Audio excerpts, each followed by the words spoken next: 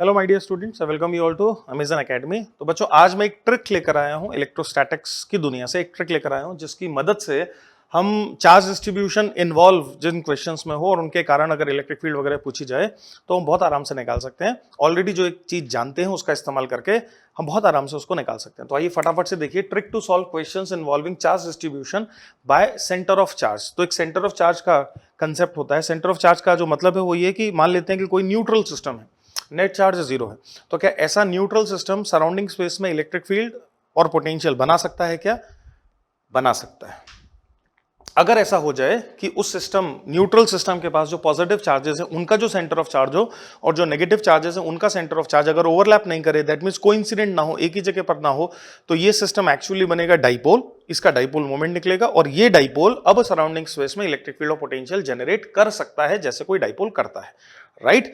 तो जो centre of charge है उसकी मदद से हम डाइपोल मोमेंट वगैरह निकालकर फिर डाइपोल की तरह क्वेश्चन को देख के एनालिसिस कर सकते हैं, समझ सकते हैं। तो आइए फटाफट से देखें और समझें। तो जो ट्रिक है वो ये है कि आपको कोई भी डिस्ट्रीब्यूशन दिया हो, है ना, चार्ज का कोई भी डिस्ट्रीब्यूशन दिया, जैसे पहले एक जनरल बात करें, मान लेते हैं ऐसा कुछ डिस्ट्रीब्यूशन दिया है, यहाँ कुछ पॉजिटिव चार्जेस हैं, यहाँ कुछ नेगेटिव चार्जेस हैं। Let us imagine total charge zero है, तो लेट अस इमेजिन इधर कुछ प्लस क्यू है और इधर कुछ माइनस क्यू है, ठीक है। किसी तरीके से अगर हम इस प्लस क्यू का सेंटर ढूंढ सकें, मान लेते हैं ये प्लस क्यू का सेंटर ऑफ चार्ज है और इस माइनस क्यू का भी सेंटर ढूंढ सकें, ये मान लेते हैं माइनस क्यू का सेंटर ऑफ चार्ज है और इनके बीच का जो गैप है वो भी अगर हम किसी तरह से ढूंढ सकें, है ना, तो फिर अब हम क्या करेंगे, हम इस सिस्टम को एक सिंपल डाइपोल से रिप्लेस कर देंगे।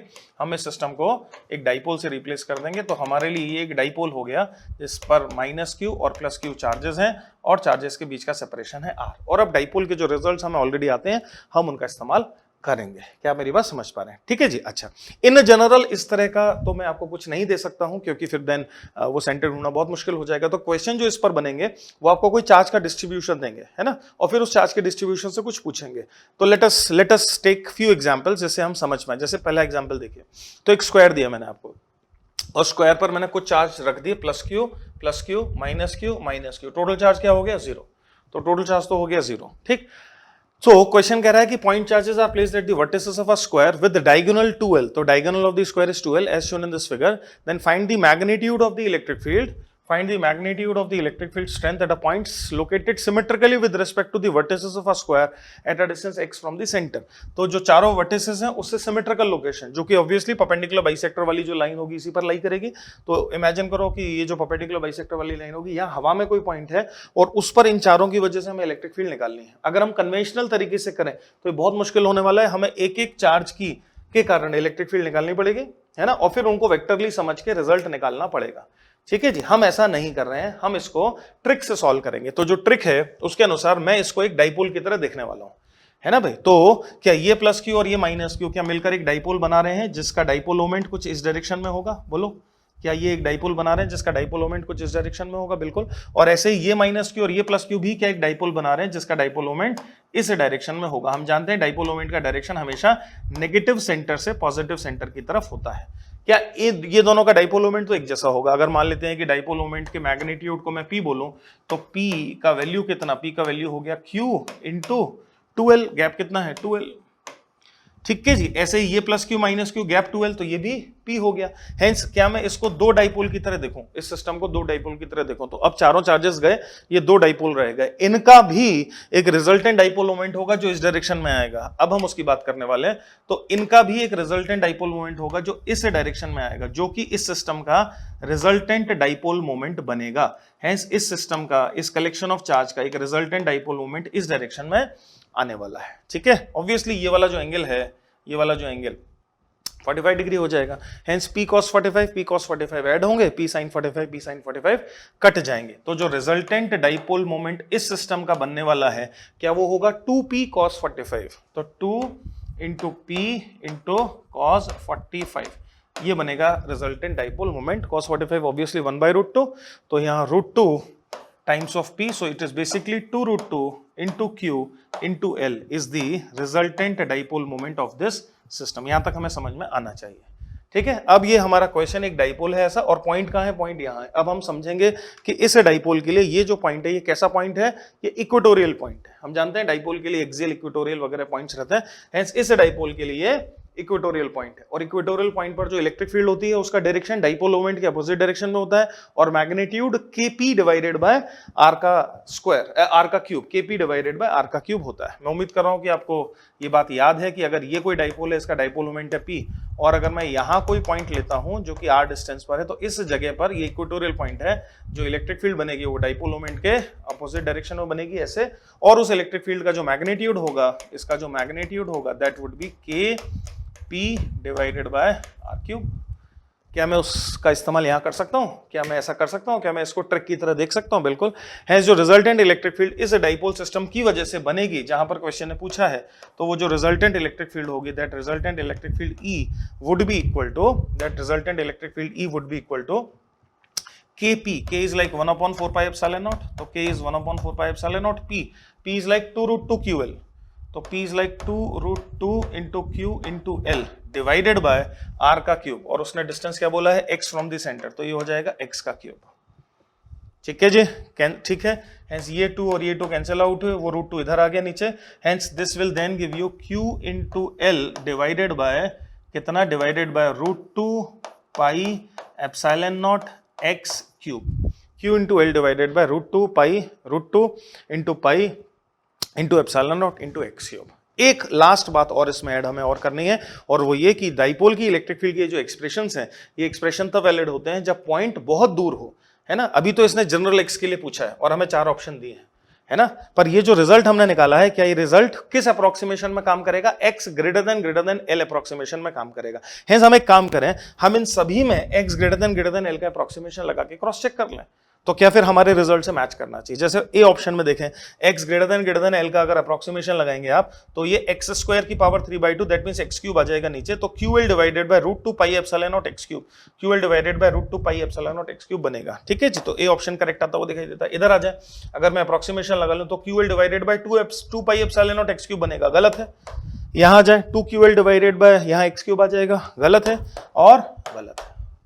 सही है। तो दो ये सिस्टम डाइपोल की तरह उस तरह से नहीं लिया जा सकता, पर मैं ट्रिक का इस्तेमाल करके इसको डाइपोल बनाकर 4 ऑप्शन है उसमें से करेक्ट ऑप्शन चुन सकता हूं। तो बहुत मजेदार है, एग्जाम में इससे बड़ा ज्यादा फायदा हो सकता है। कोई बच्चा तो बेचारा एक चार्ज को पकड़ के इलेक्ट्रिक फील्ड निकालेंगे, it take lot of time, और हम इसको लगभग ओरल कर देंगे अगर आपको ये ट्रिक समझ में आती है तो बड़ी यूजफुल है, बहुत मजेदार है। आइए अगला क्वेश्चन देखें। तो फिर एक और डिस्ट्रीब्यूशन दे दिया चार्ज का। देखो, तो एक हेक्सागन है, यूनिफॉर्म हेक्सागन है, उस यूनिफॉर्म हेक्सागन पर चार्ज को डिस्ट्रीब्यूट कर दिया है इस प्रकार से। Electric field on the line passing through point O and perpendicular to the plane of the figure as a function of distance x from point O। Again perpendicular to the plane, यहां कहीं कोई point है x, और अब की बार तो उसने बता भी दिया कि x is greater than a। तो क्या हम मजे से डाइपोल अप्रोक्सीमेशंस में काम कर सकते हैं? तो इस सिस्टम के कारण इलेक्ट्रिक फील्ड चाहिए, तो क्या करें बोलो? ट्रिक का इस्तेमाल करें। ट्रिक का इस्तेमाल करें, क्या इस सिस्टम को डाइपोल की तरह देखें? हेंस अगर आप इस सिस्टम को डाइपोल की तरह देखें, तो ये माइनस क्यू और ये प्लस क्यू, ये एक डाइपोल बना ऐसा, ये माइनस क्यू और प्लस क्यू, ये एक डाइपोल बना ऐसा। डाइपोल मोमेंट हमेशा नेगेटिव से पॉजिटिव की तरफ होता है, ठीक है भाई। और ये माइनस क्यू और प्लस क्यू, एक डाइपोल बना ऐसा, तो ये 3 डाइपोल बने ऐसे। क्या हम सबसे पहले इनका रिजल्टेंट निकालें?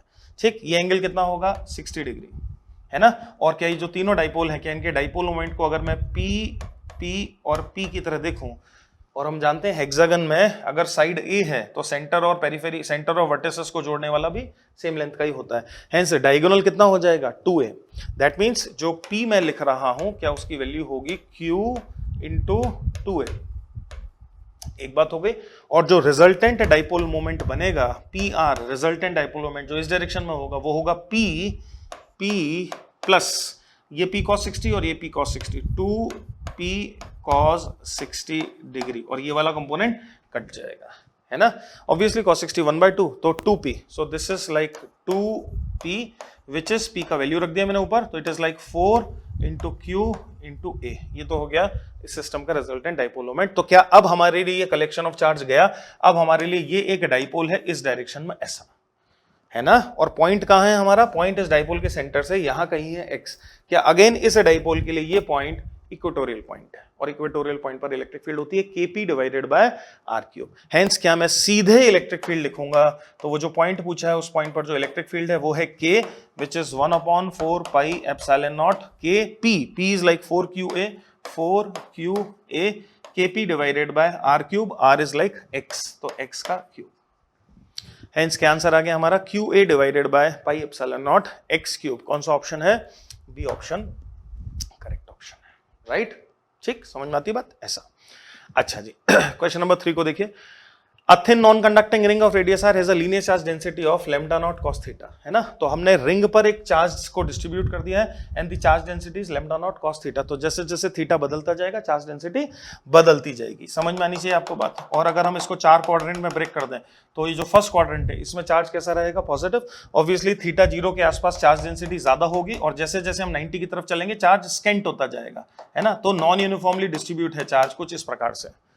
अच्छा, फिर उसके बाद फोर्थ क्वाड्रेंट में भी हम जानते हैं कॉस पॉजिटिव है, तो वहां भी चार्ज का जो डिस्ट्रीब्यूशन है वो कुछ इस प्रकार से हम दिखा सकते हैं। और ऐसे ही सेकेंड और थर्ड क्वाड्रेंट में हम जानते हैं कॉस नेगेटिव है, तो यहाँ हायर डेंसिटी और स्केंट होती जाएगी इधर। ऐसा कुछ रफली हम चार्ज का डिस्ट्रीब्यूशन दिखा सकते हैं, जो कि काफी कॉम्प्लिकेटेड है। क्वेश्चन क्या पूछता है? ऑब्वियसली इस सिस्टम का नेट चार्ज क्या हो जाएगा? 0।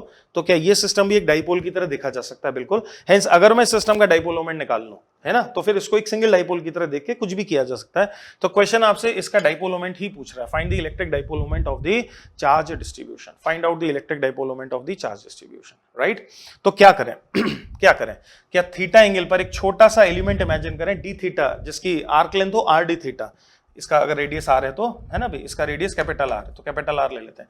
तो यहां पर एक छोटा सा थीटा पर छोटा सा मैं ये एलिमेंट इमेजिन कर रहा हूं। तो इस एलिमेंट पे चार्ज कितना हो जाएगा? लैम्डा नॉट कॉस थीटा, जो कि फंक्शन है lambda naught cos theta into r d theta. I hope you are getting positive का। और ऐसा ही क्या उतना ही नेगेटिव का चार्ज क्या यहाँ एक एलिमेंट पर होगा? और क्या ये एक डाइपोल बन जाएगा? ये एक डाइपोल बन जाएगा, है ना। हेंस एक एलिमेंटल डाइपोल मुझे दिखाई दे रहा है और वो एलिमेंटल डाइपोल इधर नेगेटिव होगा उधर पॉजिटिव होगा। हेंस वो एलिमेंटल डाइपोल कुछ इस तरीके से मुझे दिखाई दे रहा है। ये एक एलिमेंटल डाइपोल मुझे दिखाई दे रहा है। मान लेते हैं इसका डाइपोल मोमेंट है dp। ठीक है जी, इसका डाइपोल मोमेंट है dp। समझ में आनी चाहिए आपको बात। ऐसे ही अभी तो हमने थीटा ऊपर लिया था, ऐसे ही अगर थीटा नीचे पर भी हम यहां और यहां एक एलिमेंट देखते हैं तो क्या इसी तरह का एक और डाइपोल बन जाता जिसका डाइपोल मोमेंट ऐसे ऐसे इस डायरेक्शन में होता, इस डायरेक्शन में होता। ये एंगल भी थीटा ही इमेजिन करो। और अब इन दोनों का रिजल्टेंट डाइपोल मोमेंट हम निकालते हैं। तो क्या इन दोनों का resultant dipole moment right word, that means x direction, that means इस डायरेक्शन में आता। बोलो ध्यान से देखो, है ना। हेंस इस पूरे सिस्टम को एक सिंगल डाइपोल से रिप्लेस किया जा सकता है। उसी का डाइपोल मोमेंट क्वेश्चन ने पूछा है। ठीक है, तो क्या करें? सबसे पहले तो हम लिखें डीपी को। तो सबसे पहले जिसको मैंने डीपी बोला है वो क्या है? तो DP is basically charge which is this multiplied by ये गैप, जो कि कितना होगा? 2r। तो lambda naught cos theta into r d theta multiplied by 2r। ये तो हो गया डीपी, ये तो हो गया डीपी। अब ध्यान से समझना, डीपी कॉस थीटा सर्वाइव करेंगे, DP sine theta cancel out हो जाएंगे। Hence DP cos theta survive करने वाले हैं। हेंस 2 डीपी कॉस थीटा अगर मैं कर लूं और थीटा को 0 से π/2 तक वेरी करा दूं, मेरे बात ध्यान से समझना, तो पूरी रिंग कवर हो जाएगी। Hence resultant dipole moment is nothing but 2 DP cos theta का इंटीग्रल फ्रॉम 0 to π/2। इसको समझो, 2 dp cos थीटा का इंटीग्रल फ्रॉम 0 to π/2। तो 0 से π/2 में एक्चुअली फर्स्ट और थर्ड क्वाड्रेंट एनीवे कवर हो रहे हैं, पर चूंकि हमने इसको भी शामिल कर लिया है तो सेकंड और फोर्थ क्वाड्रेंट भी कवर हो गए हैं, पूरी रिंग कवर हो जा रही है। अगर मैं 2 dp cos थीटा का इंटीग्रल कर लूं, dp की वैल्यू ऊपर से उठाकर हम यहां सब्स्टिट्यूट करें और इस इंटीग्रल को करें, तो dp की वैल्यू ऊपर से उठा लेते हैं। तो dp की वैल्यू r और r का स्क्वायर और ये 2 बन जाएगा 4। So this is equal to 4r का स्क्वायर बाहर आ जाएगा। ये लैम्डा नॉट का टर्म भी बाहर आ जाएगा इंटीग्रल से। ठीक है जी, तो 4 r² lambda naught, this cos theta and this cos theta will give you cos square theta. Hence cos square theta d theta का इंटीग्रल चलेगा 0 से लेके π/2, ये रह जाएगा। तो 4r² into lambda naught into 0 से π/2 cos square theta d theta. Now cos square theta d theta का इंटीग्रल कैसे करें? उसको हम कैसे करते हैं? cos 2 थीटा में कन्वर्ट करके। तो हम जानते हैं cos 2 theta is 2 cos square theta -1। Hence यहां से cos स्क्वायर थीटा की अगर मैं वैल्यू उठा लूं तो cos square theta is 1 plus cos 2 theta divided by 2, और cos square theta d theta का इंटीग्रल कर दूं तो उधर 1 plus cos 2 theta by 2 d theta का integral. Hence cos square theta d theta का इंटीग्रल अगर हम करें तो हमें पहले तो मिलेगा 1/2 डी थीटा का integral, which is 1/2 into theta integrate करने के बाद, जिस पर लिमिट लगाएंगे अभी हम 0 से π/2, प्लस दूसरा इंटीग्रल क्या होगा cos 2 थीटा डी थीटा का इंटीग्रल, दूसरा इंटीग्रल होगा cos 2 theta D theta, cos 2 theta D theta का इंटीग्रल करें तो क्या आ जाएगा sin 2 theta by 2, hence that would B sin 2 theta, और एक 2 पहले से था बाय 4, और इंटीग्रेशन लिमिट लगेगी फ्रॉम 0 टू π/2। आपको समझ में आना चाहिए कि ये वाला जो ब्रैकेट है ये तो दे देगा आपको 0, और ये वाला जो ब्रैकेट है यहां से क्या मिलने वाला है, यहां से मिलने वाला है आपको π/4।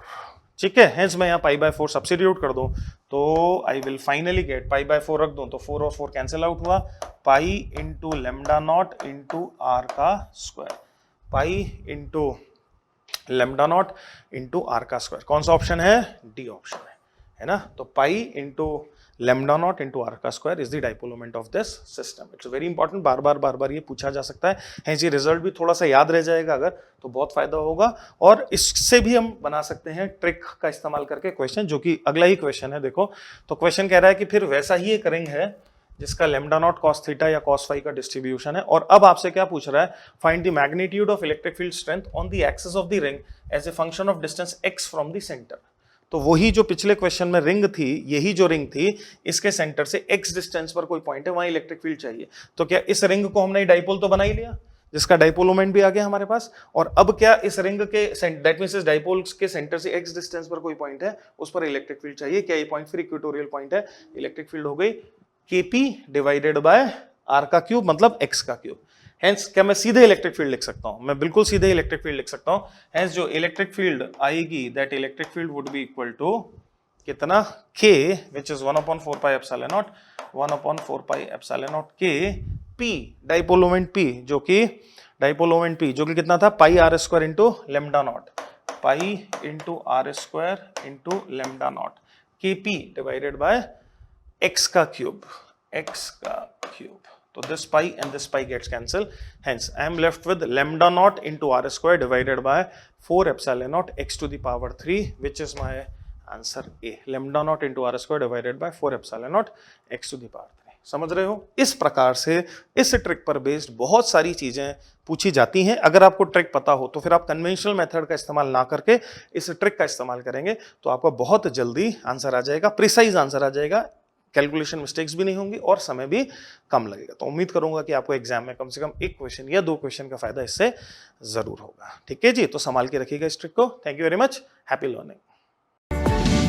For detailed videos, daily practice problems and live chat, visit academy.amazon.in or download the app.